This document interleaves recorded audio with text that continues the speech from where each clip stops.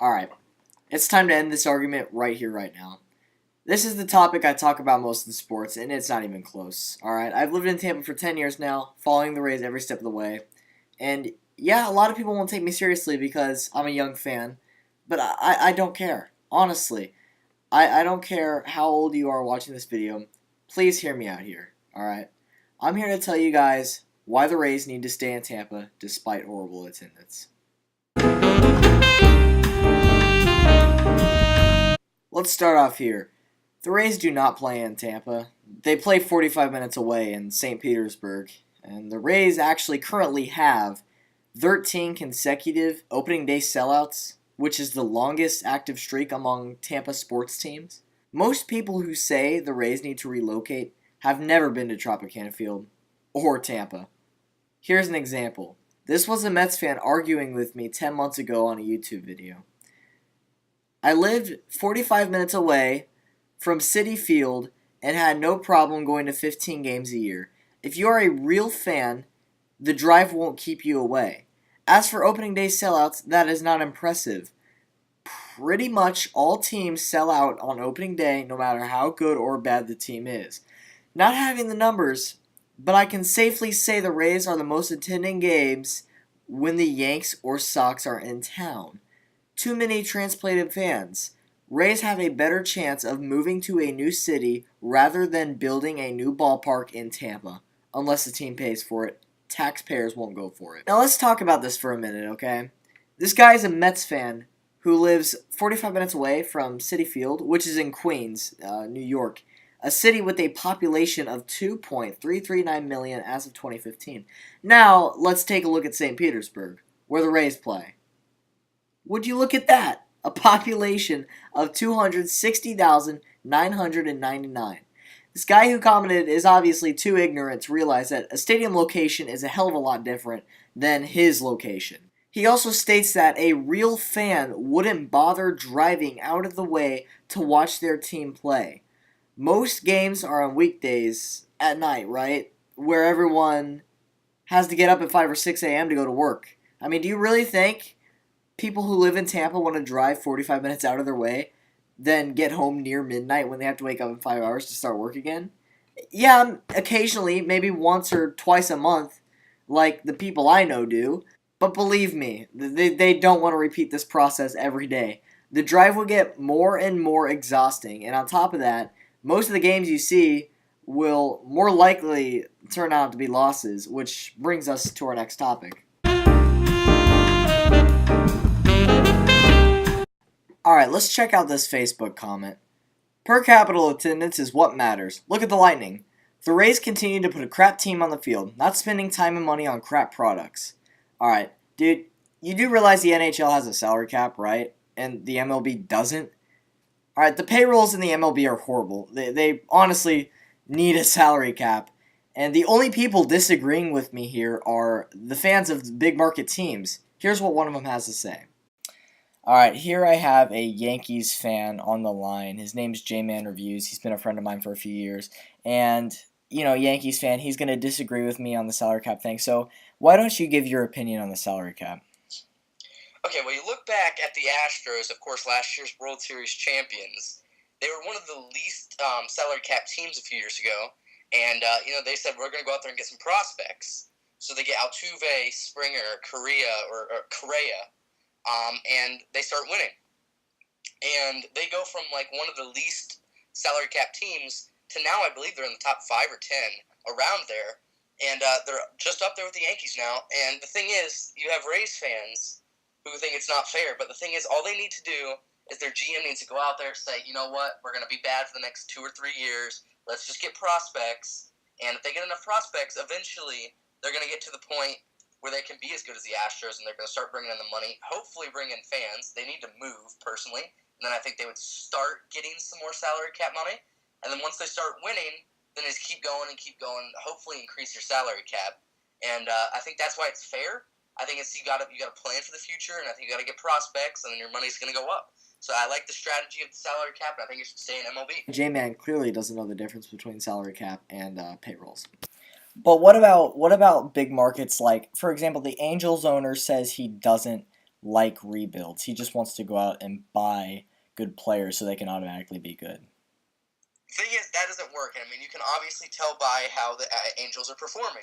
They're an okay team right now, of course. I think they're going to be a playoff team probably by the end of the year. But the thing is, that does not work. You have to rebuild if you want to be, like I said, if you want to be a contender. And if you look at the payrolls right now, you have the San Francisco Giants, who are one of the worst teams in the MLB, second in total payroll right now, $208 million. They are one of the worst teams in the MLB, and they're second in the payroll. Who? And then the Yankees went from second place all the way down to seventh this year. And, I think the salary cap needs to stay. I think it's just a good thing.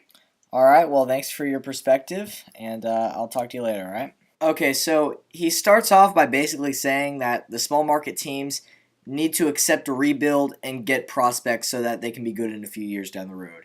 Using the Astros as an example, I can also use the '08 Rays as an example here. For the first 10 seasons, they had never been to the playoffs, obviously because they can't buy championships.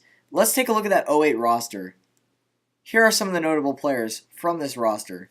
Matt Garza, a young pitcher who had only been in the league for 2 years, posted an ERA of 3.70 and was the 2008 ALCS MVP, in which he beat the Red Sox in Game 7, posting a 1.38 ERA and 2 starts in that series.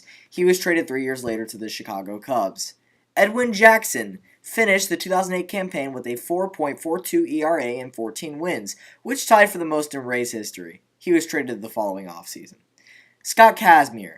Kazmir was the winning pitcher in the 2008 All-Star Game and was 1-1 in the playoffs. Not horrible, but he was traded during the next season. David Price. Alright, you guys know who David Price is. He made his MLB debut just before the 2008 Rays postseason. In the postseason, he won Game 2 in the ALCS, and his first ever career save was in Game 7 of the ALCS. Price was traded in 2014 as his contract was coming to an end and agreed to a $19.75 million salary in 2015 with the Tigers. That was the largest one-year deal for an arbitration-eligible player prior to free agency ever. James Shields. To this day, Shields is the only Rays pitcher to win a World Series game, and he was traded in 2012. And of course, you have the guys like Longoria, Iwamura, Johnson, Pena, and Zobrist, who had a great season with the Rays. The point of all this is that after the 2008 season, the Rays only made the playoffs 3 more times, 2010, 2011, 2013. These good prospects from 2008 eventually got too expensive, forcing the Rays to trade all of them eventually. Small market teams like the Astros and Rays have to build teams of prospects and are really only good for a few years until they get too expensive. Teams like LA and the Yankees can spend however much money they want and pretty much make the postseason every year. And this is why the MLB won't add a salary cap. Their excuse is that every team has a chance of making the World Series if they do things right. Small market teams have to build a young team and hope it works out where they get 3 or 4 years of playoffs. I mean, that's about it. And big market teams can just buy whoever the hell they want and be contenders every year. The majority of Rays fans as of now dislike Stu Sternberg and Eric Niender for rebuilding the team. They're saying Stu is all about the money and doesn't want to have a successful team, blah, blah, blah. Before Sternberg owned the Rays, Tropicana Field looked like a prison. Don't believe me, here's a picture. Stu came in and made the venue enjoyable. Here's another picture of what it looks like now. If Stu was truly a bad owner, the Rays would have been gone by now. Instead, while making an effort to move to Ybor City, he also invested $7 million into Tropicana Field renovations this year, adding new food menus, an arcade, new turf, and more. Let's talk about the front office. One of the Rays' top players in 2017 was Logan Morrison.